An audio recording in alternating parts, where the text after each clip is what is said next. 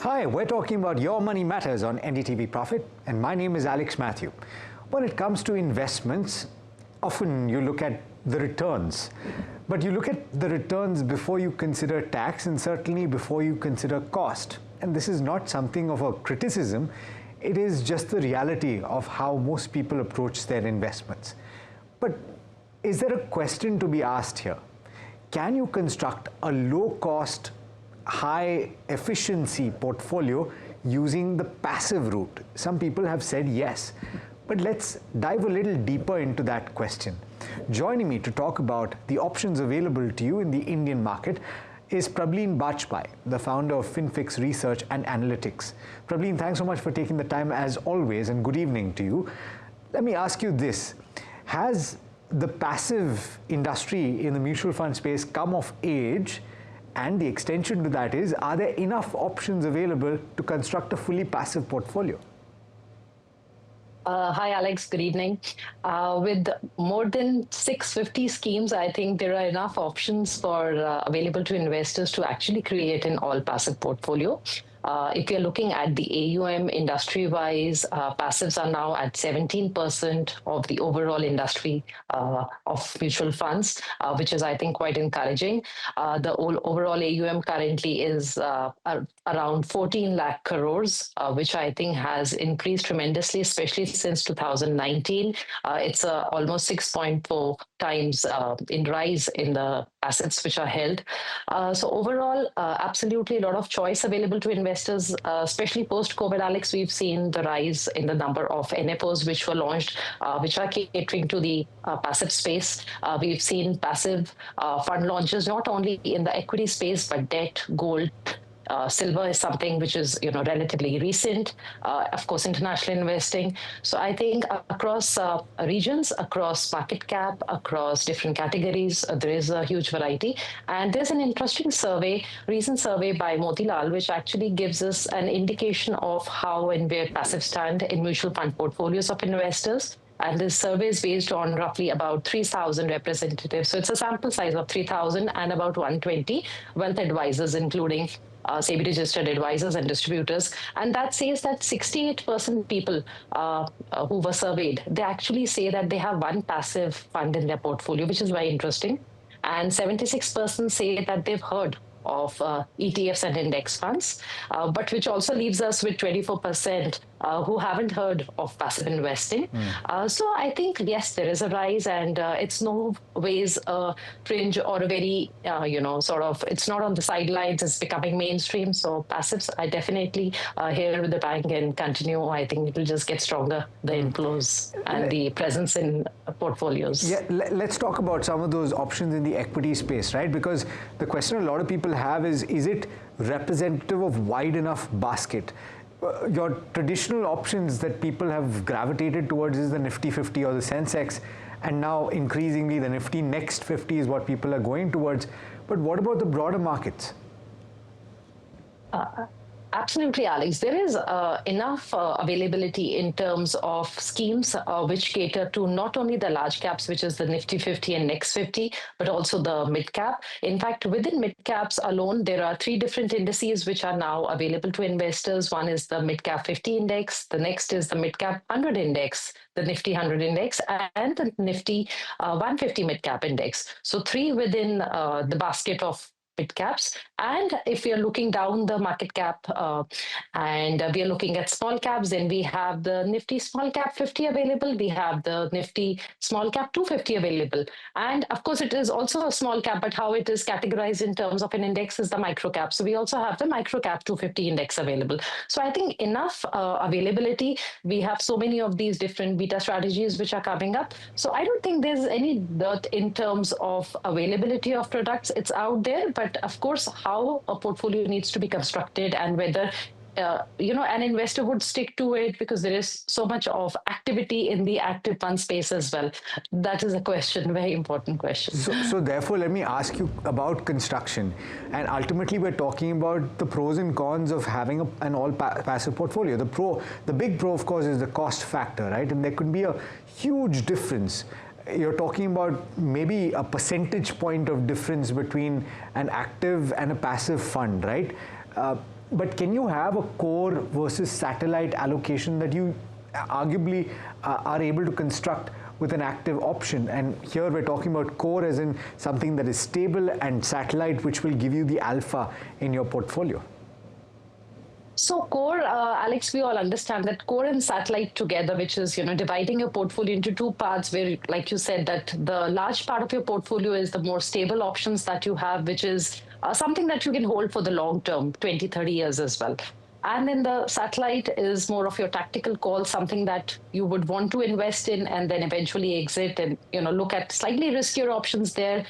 So that's the satellite part. Of course, within passives, a combination of creating a core and satellite is totally possible, because within the core, we can, of course, add the mid caps, we can add the large caps, and to some extent, the small cap also becomes a part of your core, because in a very long-term portfolio, small cap should be part of the core.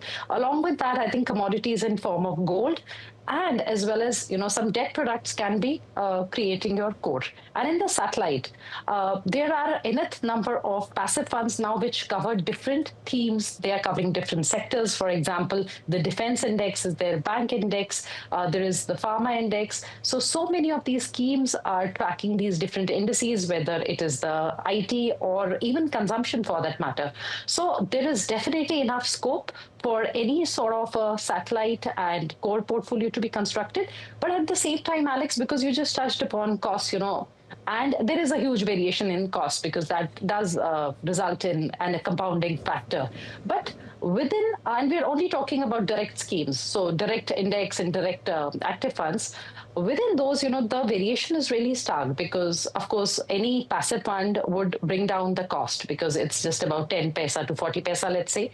But within the actively managed funds, if we are just looking at the mid caps, the variation is like from, 0.30 paisa, 30 paisa to almost 2 rupee, 100 rupee, basically 2%, that means. So not necessarily that every index also will always bring in a very, very low cost. There are some actively managed funds also which are actually having a low cost. And I think in India, we investors, when they're looking at core and satellite, can actually look at a combination of active and passive as well to construct this sort of a portfolio. Yeah, I mean, that argument is a strong one to make, particularly because you have schemes that are 60, 70, 80,000 crore in assets under management, and the requirement by SEBI is to have the lower expense ratio as you go up in the assets under management, right? So Parag Parikh, if I'm not mistaken, is over 1 lakh crore, and therefore 0.7, 70 basis points or so on the direct side. I'll have to check that. Maybe you can remember. I think lesser than that. In fact, lesser than that on the direct side. Yeah, so it's pretty low.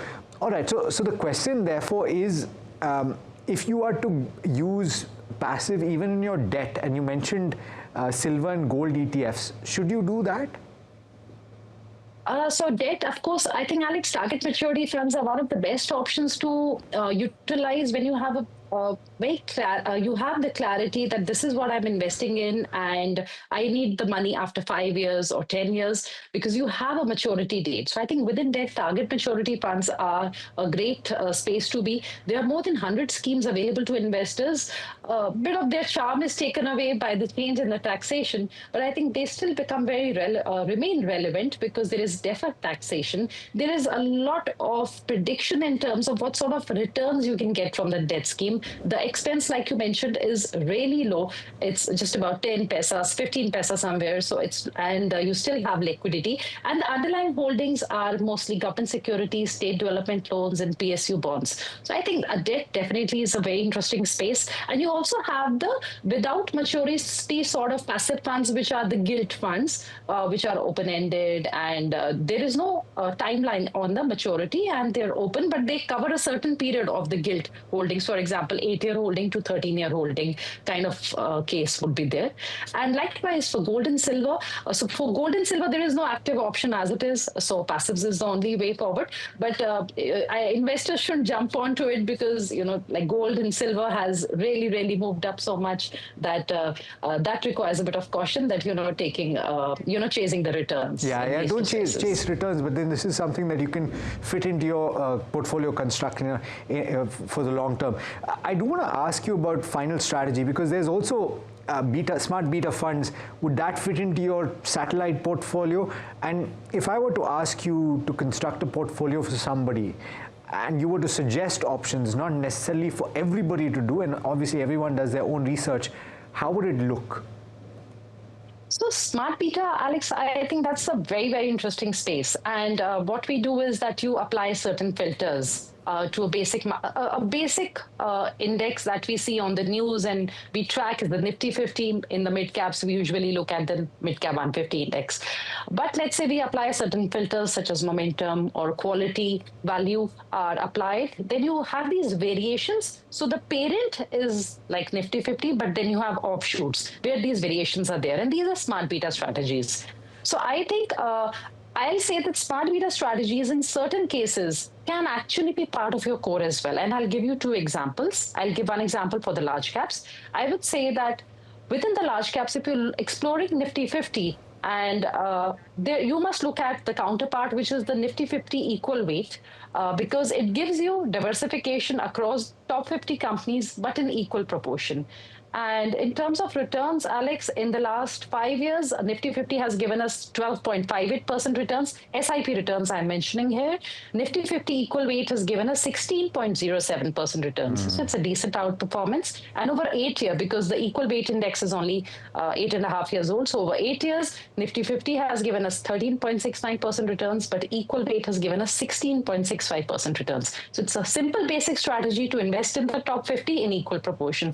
And likewise, for the mid caps, you have the momentum index and the quality index. And again, their momentum index has topped, it has beaten the mid cap 150 and the quality. There are times, different time periods, 5, 8, 10 and 15 years, and we have data up to 15 years there, Alex, where 150 and momentum have interchangeably done well.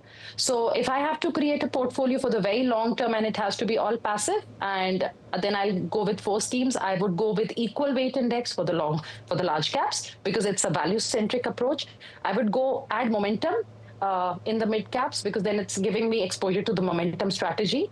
For the market cap based strategy, I would go with the micro cap 250 and I will add gold along with it. So 4 schemes. Fantastic. All right. And it's low cost. It's something that is holistic in the approach. And of course, if you want to throw in and you're focused on the low cost approach, you can throw in a few of the larger active managed funds which have proved their track record over a period of time.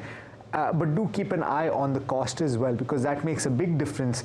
And Prableen mentioned that the compounding over a period of time makes a huge difference, especially when you hit that 1 crore mark, which I hope a lot of you will hit over the course of the coming years.